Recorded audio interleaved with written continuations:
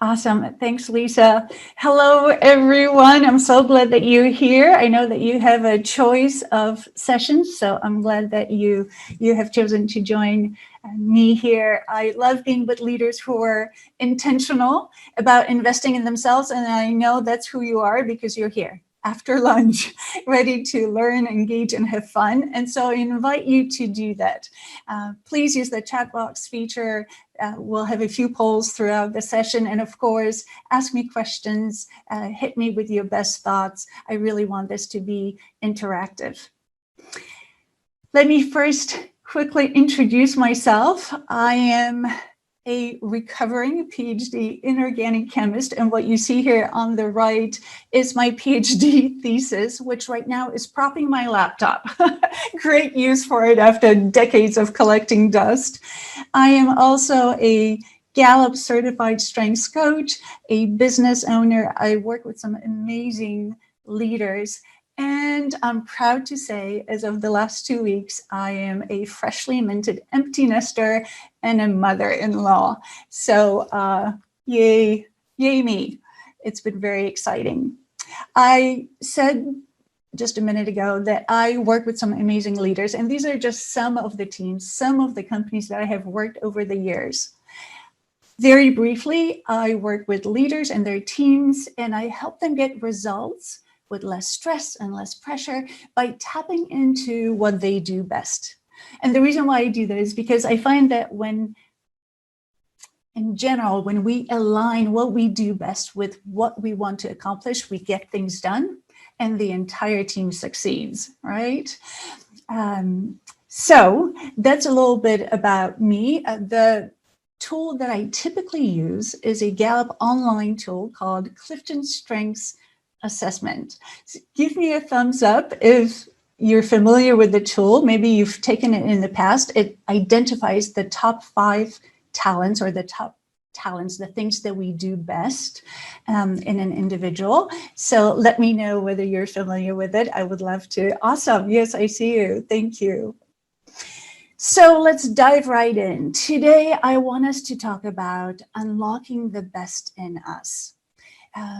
And by us, I mean you, me, the people we lead, by creating an environment where we want to stay for a long time. And why is that relevant to it? Why is that important to us? Well, because what's at stake is the bottom line. If we don't do it well, if we don't create an amazing employee experience, then our best people will leave. We're seeing that in Hong Kong, for example, right now. Mass exodus of amazing talent because their thriving is at risk, right? And when our best people leave, what happens? It costs us money, the money that we invested in training them. But if we do it well, then they stay. And we see it reflected in our bottom line and the revenues and profitability, because we know, and studies tell us that engaged employees impact the bottom line. So we need to crack the code into setting up an environment that produces a wonderful employee experience from the time that our employees onboard onto our teams to the time that they leave. I have found the keys to doing that well in the Riston's Law of Capital. Give me a thumbs up if you have ever heard of Riston's Law of Capital. Now, some of you might be familiar with it because it goes back, it originated in the banking world. I wasn't actually familiar with it until my husband introduced me to it about a year ago over a morning coffee. And when I heard it, I immediately honed on the fact that it carries some leadership principles that are really important for us to pay attention to. And maybe you see them already. So what does the law say? Capital will always go where it's welcome and stay where it's well treated. I wonder if you see the 3 keys that I see in that statement right away. What are they? Attract, welcome, and treat well. So let's dive right in to each one of them and let's see whether you agree with the premise of these three keys. So the first key is attract. The statement says that capital will always go. And right away, what I see is that phrase, will always go, as in we cannot force talent. We cannot drive people to join our teams and our businesses. We can only attract them. And of course, by now, you know that I'm referring to capital, I'm not seeing capital here as money, but I'm seeing it as people, you and me and the people that we lead. So if we want to hire the best people for our teams, our businesses, then somehow we need to find a way to let them know that we will value what it is that they will bring to our team. Henry Ford was known to say that all he ever wanted was a pair of hands to do the work. Instead, he would always get a whole person. Tongue in cheek, of course, but I understand what he meant. As human beings, we're complex. We're so much more than just a pair of hands, right? We come with certain talents, with strengths, with experiences, with biases. And as leaders, we need to let others know that we value that in them, and we'll find a way for them to bring it to our teams. The best way that I know how to capture the heart behind that concept is with this equation that I call a TISC equation, where talent times investment leads to strength, and strength, when connected to the needs of those around us, leads to the contribution. So let me take a look at each one of these terms one at a time so that we're all on the same page and we understand what we're talking about. I'll actually start with the right-hand side of the equation because that's most relevant to our businesses. It's all about the results. Contribution is what it is, our part in hitting the metrics, in providing our customers with the service that they demand and expect from us, in delighting our customers, whatever it is, relationships or the bottom line. But there is no contribution unless there is a strength that we can connect to the needs of the customer. And in the strengths movement, we define a strength really twofold. It is that task, that activity that you do with excellence and others notice, but it's also that task and activity that makes you feel a certain way. So you anticipate doing it with excitement. When you're in the middle of it, you find yourself in the flow, meaning all sense of time disappears. And when you step out of it, you might be dead tired, but you want to do it all over again. Give me a thumbs up if you know what I'm talking about, because it really is such a powerful concept. So there is no contribution unless there is a strength that we connect to the needs of others. But there is no strength unless there is raw talent to begin with. And in the strengths movement, we define talent as a natural way that we think, feel, and behave. It's neither good nor bad. It's simply how we view the world around us. So, turns out that based on over 5 decades of research by Gallup, that depending on the groupings of talents that each one of us has, we have certain default settings. And what I mean by that when a situation arises, each one of us tends to approach the situation in a certain way. So some of us are the boots on the ground. We get things done. A situation arises and our mind immediately goes to, okay, how do we take that idea and execute it? Others of us are much more interested in influencing others, or selling our ideas to others, bringing others on board to whatever it is that we're passionate about. Some of us are the connectors. We're very concerned about the people. when a situation arises, the first thing that we think about is how will it affect our people? I heard Sarah Blakely, the founder of Spanx, she was interviewed over the pandemic, and one of the things that she said right away was when the pandemic struck, that her first thought was, how do I take care of my people, right? A connector. And then some of us are all about looking at the options. When a situation arises, how do we solve the problem? Coming up with different options and then choosing the best option to move forward. I'm going to pause here for a minute and ask you to consider what your default setting is, right? Because as a leader of people, you need to start with yourself. You need to be keenly aware of what it is that drives you. So Lisa, if you would launch the poll, and in there, you will be asked what your default setting is. So if you would, pick the one that you're quite sure is yours. Now, all of us, of course, do all four. All that I'm saying is that based on our natural talents, we have a tendency towards one rather than the others. As you're doing that, let me drive the point of why it is that it's important for us to even think about this. Studies tell us that those of us who have the luxury of stepping into our strength zones are 6 times more likely to say that we are engaged in our jobs. We're 3 times more likely to say that we are satisfied in our lives, and our productivity goes up. So again, back to that key of attracting talent. If we want to attract talent to our teams, that we want to make sure that we will create an environment that will value our people's talents and strengths.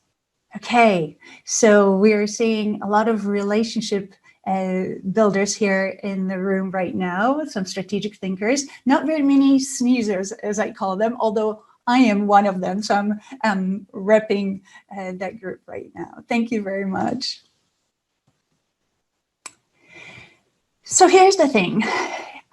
Oftentimes, what is strong about us might also come across as strange to someone else.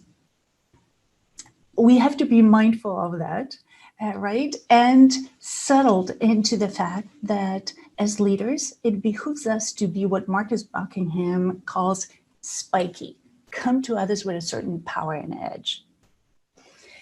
Not too long ago, I was chatting with a brilliant entrepreneur who, to use his own words, is building an empire. That is not a picture of him, but it could represent him, because he was telling me how when he was growing up, he was way too often called too intense, too serious, too competitive, right?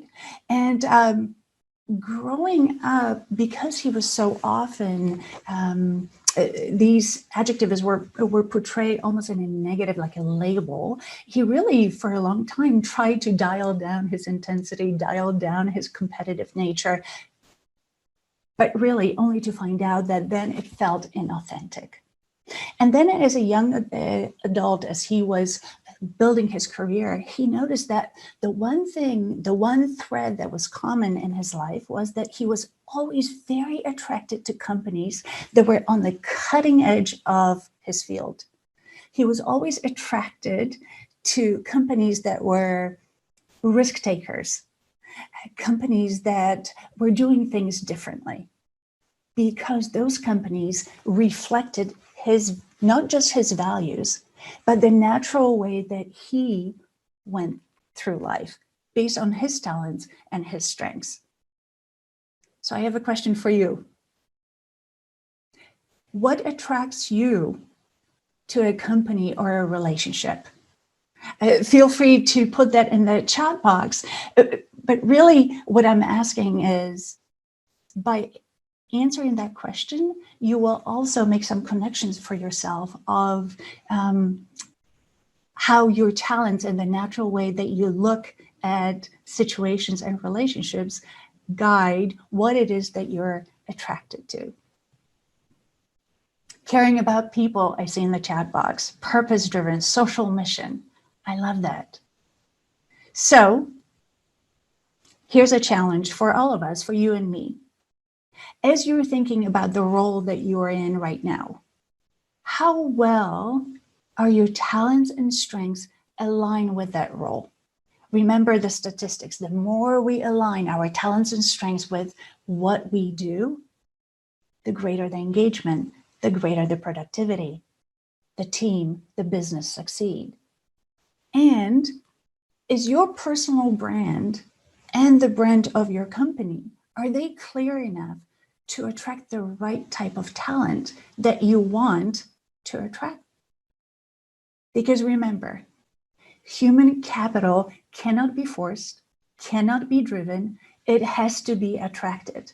And if we want to hire top talent to our teams and our businesses, then we need to attract them with an environment that will value what they bring to the table.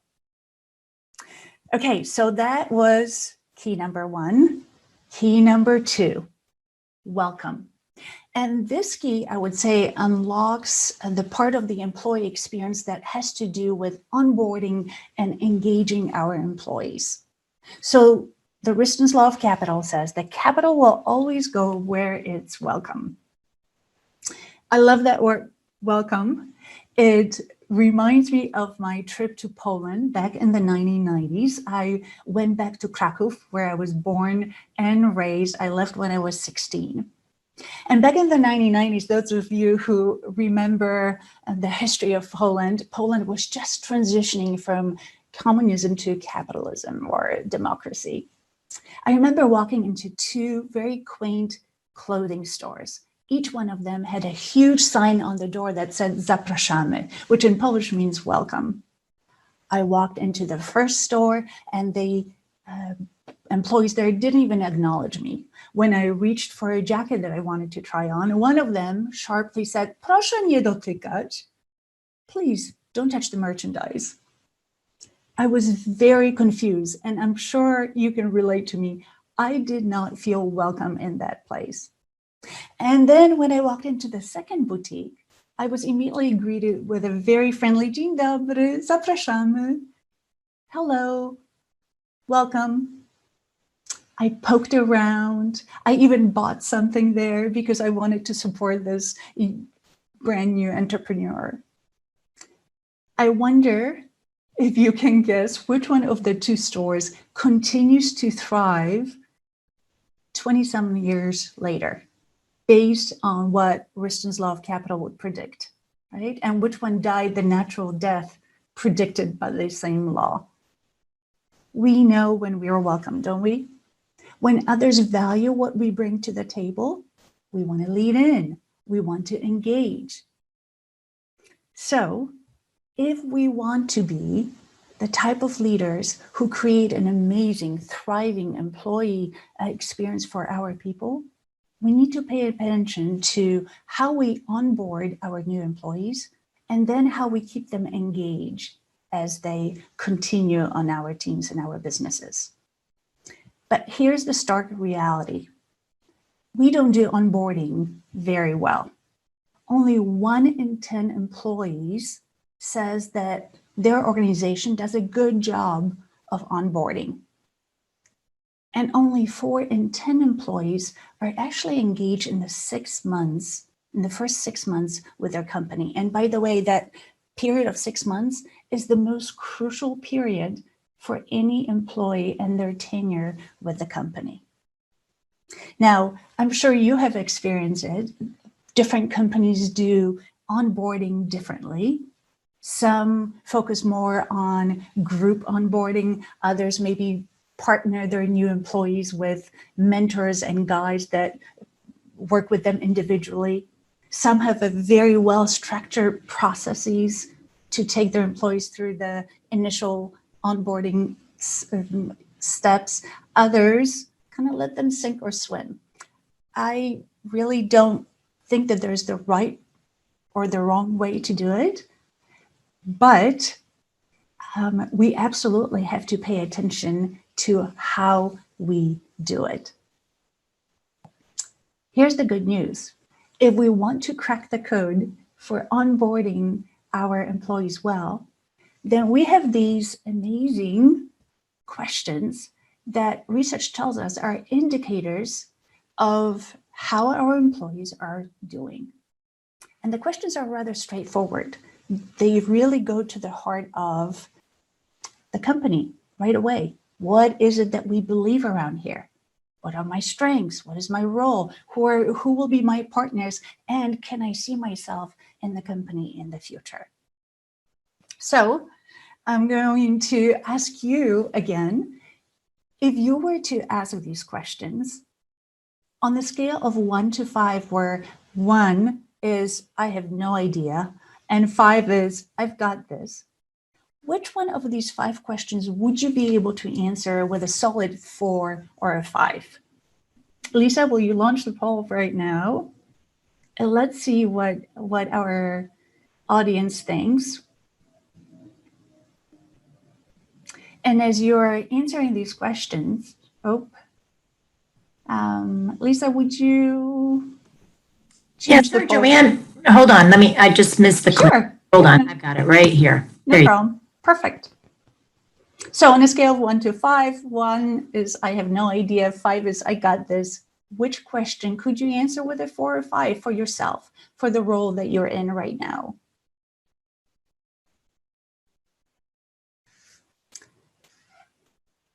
Okay, here we go. This is really interesting. What are my strengths? Many of you could answer them quite well. What is my role? This is really encouraging.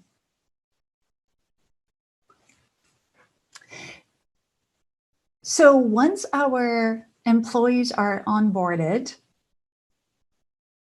so thank you for your answers. I see that what does my future look like is probably 1 is the lowest one, rather than what do we believe around here. Those are the most difficult to maybe answer at times, but I'm really encouraged to see that many of you could answer what your strengths are and what your role is, what your partners are. Definitely keep those questions in mind as you think about your team and your business.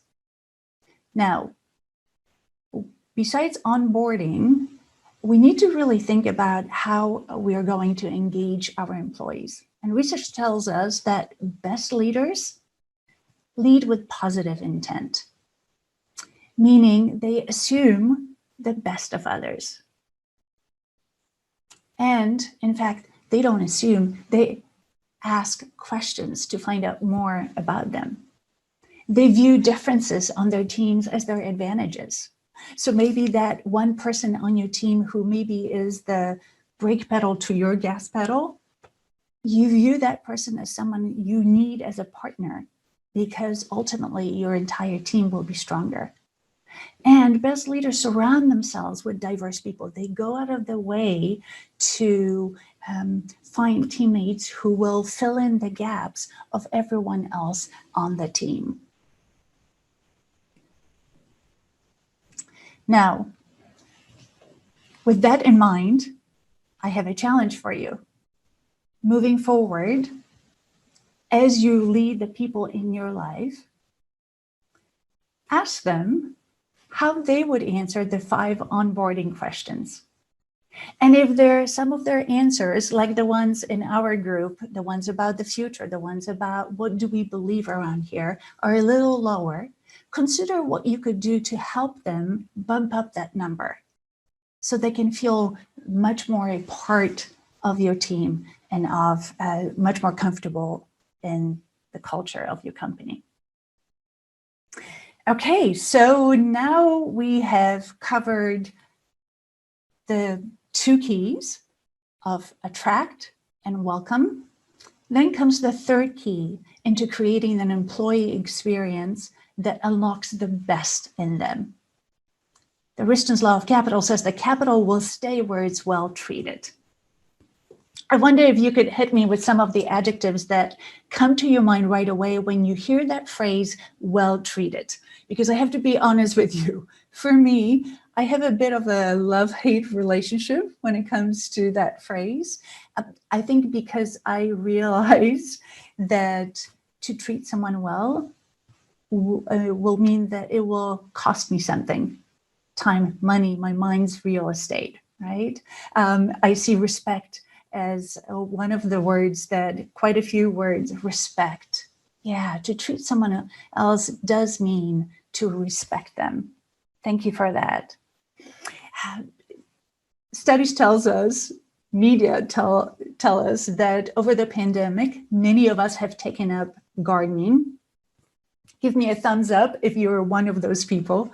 These are things from our garden. And by I say our, I really mean my husband's garden. So for the last few years, my husband has had this beautiful garden. And this year in particular, this garden has been just very prolific. This is an example of just one day's bounty. And I remember a few weeks ago, I asked my husband, I said, babe, how is it that this garden just this year has been so prolific? And he just looked at me, he shook his head and he said, you really don't know. He said, I've been here. I've been watering it twice a day. I've been weeding it every day. I've been reaping the harvest. I've been harvesting as frequently as I can. Now, what you don't know is that in the past, my husband was on the road Monday through Thursday every week. And so in the past, pre-pandemic, I was in charge of his garden and I don't garden. So I didn't water, I didn't weed. I wouldn't even go out there to see if there was something that I could harvest. As a result, the garden didn't look very good. I simply did not treat it well. I wonder if you can relate. How many of you have left a job, have left a boss because you didn't feel that you were treated well? You weren't respected. You weren't understood. You weren't supported. Someone wasn't kind to you. I love all these adjectives that you have put in the chat room, in the chat box.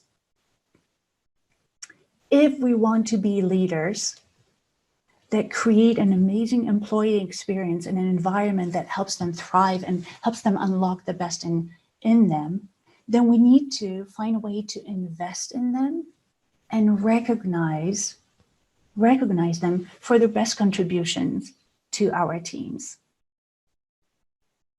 And that goes right back into the TISC equation, those talents, those strengths, right? And here's the thing, when it comes to investing and engaging our people, there's a huge difference in how we do it. Studies tell us that when a company, when an organization doesn't focus on the strengths of its employees, the engagement is very low. But the engagement goes up to 75%. 3 in 4 employees will say that they're engaged once their organization changes the focus from their weaknesses to their strengths. So it's really important that we do that. What do best leaders do? They give their people the resources that they need. And that can be anything from a whiteboard that one of your people needs because she ideates all the time, to maybe extra time to think about the problem that she's solving. It also means playing into your people's strengths. Again, we're looking for that alignment of what someone does best to what their role expectations are. And they let their people fall off the bike. And what I mean by that is, have you ever seen an athlete get on the bike one day and win Tour de France 30 days later? No, it doesn't happen, right? We need to create a culture of failing safely, when our employees are allowed to not be good at something at first, only so that they can get back on that bike and improve with each reiteration and get closer and closer to excellence. Here's an email that I received not too long ago from a manager who, after working with me, had this aha moment that one of her superpowers, one of her talents and strengths, was her ability to connect people and her ability to celebrate others.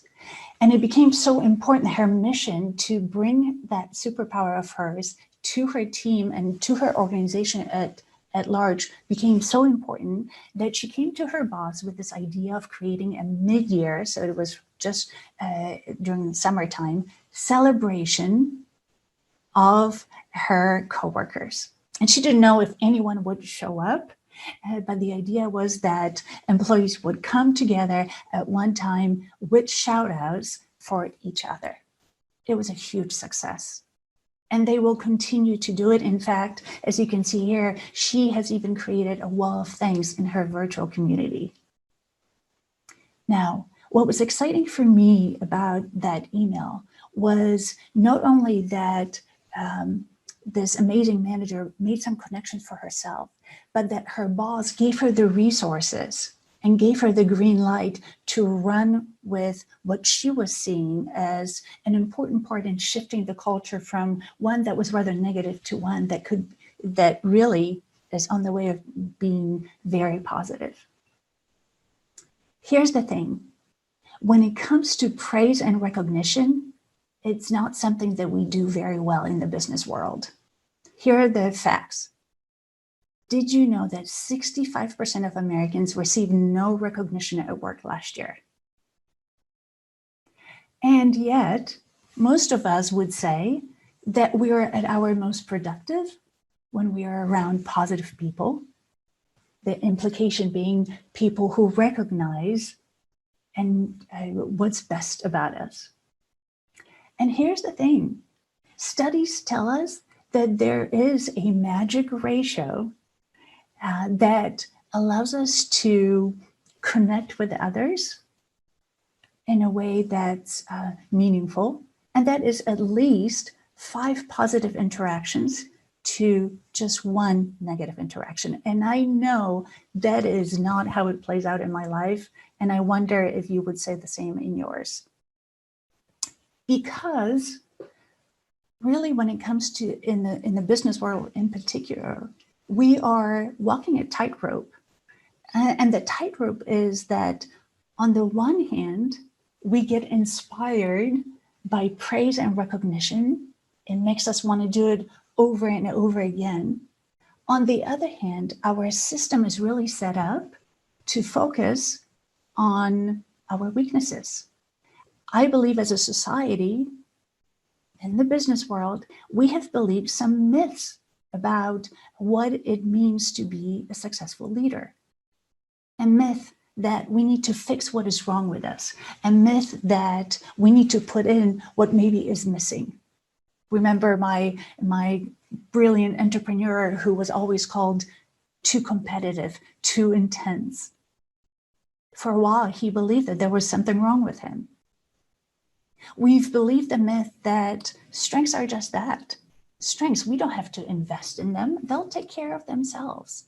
Instead, that as leaders, we need to be well-rounded, right? And so what do? Bosses spend time coming out with developmental plans for their people that help them invest in their weaknesses. It simply does not make sense. And research does not support it. Because if we want to create a culture where our people thrive, where they have a full opportunity to unlock the best in them and bring it to the team, then we need to help our people invest in their strengths and mitigate their weaknesses, right? Because only then will they hear the constructive feedback. right? Because it will be based on trust and mutual respect, back to some of the comments that you had put in the chat box earlier. And here's something else that I want us to keep in mind. Turns out that as followers, we are very clear on what it is that we want to see in our leaders. There are 4 needs of followers that Gallup has identified based on their study of based on their 10,000 interviews with followers who were asked about the most inspirational leaders in their lives. And the 4 needs of the followers are trust, stability, compassion, and hope. Meaning that as leaders, as followers, we want our leaders to build trust with us. We want them to provide us stability. We want them to offer us hope. And we want them to show us compassion. So let me ask you, and Lisa, be ready. Which one of these 4 needs of the followers is the easiest for you to show to your people? For me, I would say is showing compassion probably comes the easiest, but I'm curious what it is for you. And what does that look like in real life? Well, to build trust means, in my mind, carrying through what you commit, doing what you commit, what you promise to do, right? Sticking to your word. Okay, which of the 4 needs is easiest for most of you? I see compassion, offering compassion, and building trust. Thank you very much. So building trust is all about commitment, really. Providing stability is all about being transparent. So maybe for you, it might mean showing the financial metrics to your team and updating your team frequently, especially in these unpredictable times, on how your team, how your company is doing. Offering hope is really about creating some enthusiasm, some energy about the future, even if your employees can't quite muster it on their own. That's when you can offer hope to them. And showing compassion is really just caring. So maybe it's allowing that one employee who is taking care of her mother with Alzheimer's, allowing her to take a day off and trusting that she will make up that time without you micromanaging her. It's very important for us to keep those 4 needs of the followers in mind. And so here's my challenge to you. When you interact with others, emails, one-on-one interactions, Zoom calls, whatever it is, I really want us to keep in mind those 4 needs of the followers and kind of run every interaction through the grid of, are we building trust? Are we offering stability, creating hope, showing compassion? Because when we do it, then growth can happen. Our people feel safe enough to be themselves. So what we have talked about are the 3 keys to unlocking the best in us, to creating an employee experience for our employees that will quickly engage them as they enter our teams and allow them to stay with us for a long time, because they feel that their talents and strengths, their experiences, their biases, everything that they stand for is valued on our team. Now, here's what I want to remind you. How you use these keys will always be dictated by your own talents and strengths. That's why we spent a little bit of time kind of challenging you on what it is that your default setting is. But what should keep you going back to those keys is your own curiosity and deep care for the people on your team.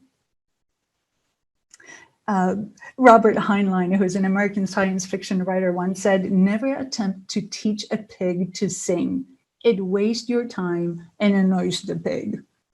And I love that. I love that statement of his because, of course, it flies in the face of what we actually do in the business world. right? So often we try to force others into doing something that does not come naturally to them, which then ultimately doesn't lead to their best contribution to our teams. So let's attract, welcome, and treat well our people. How will you use these keys? My suggestion is that you find one simple way to attract, welcome, and treat well the talents and strengths of the people in your life. And I will be eager to hear from you in the future what that means from you. I am coming up to the end of my time together, so I will end here, but I would love to hear any questions or thoughts that you might have based on your own experience. I would love to keep the conversation going. Connect with me on LinkedIn, email me, and many of you know that I have a TEDx talk. I would love for you to jump on YouTube, look it up, and kind of hear your thoughts on it. Thanks, Joanna. This is Lisa, the producer.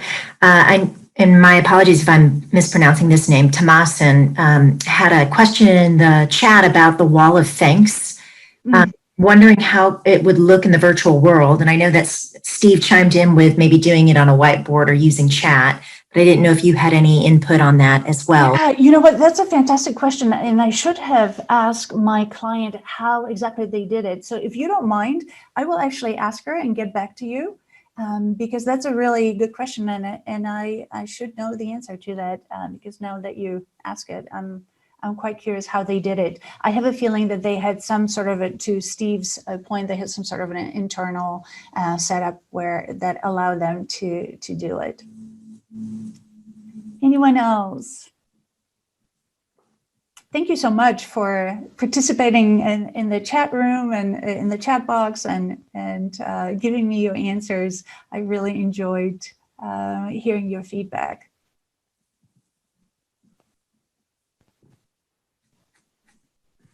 All right. Well, thanks so much, Joanna. It was a pleasure. Thank you, Lisa. Thanks for having me on my back. And thank you, everyone, for joining me. You bet. Everyone, enjoy the rest of your ATD Houston conference.